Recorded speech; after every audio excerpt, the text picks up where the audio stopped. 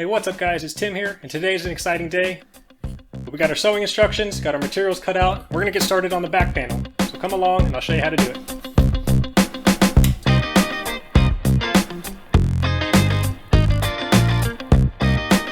So before we get started, a quick word about sewing machines.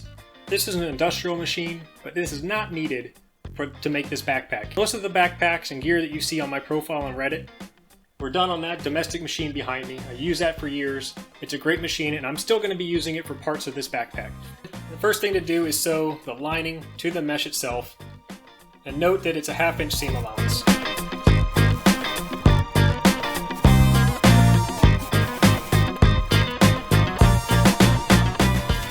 So now is a good time if you want to do a pattern in the back panel. This is when you would do it. So the design I think I'm going to go with is just a line, a little arc, and then a line. So it'll be just kind of like this hoop shape that follows the general theme of the panel.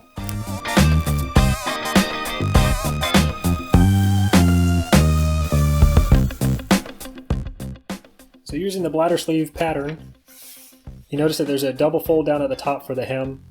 And I went ahead and did this with a 3/4 inch fold over twice. So you fold down 3/4 of an inch, fold down another 3/4 of an inch, and that'll be a nice amount of hem that you can put in. So one thing to note is make sure you're checking your seam marks. I went ahead and notched my tan fabric when I cut this so that I knew where this panel was supposed to come up to. And if you hem it to the same size, then those seam marks will align.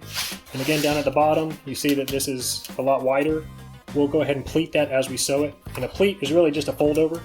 Right, so you just do it as neat as you can and try to be even. You can either do that or you can do a single one right in the middle.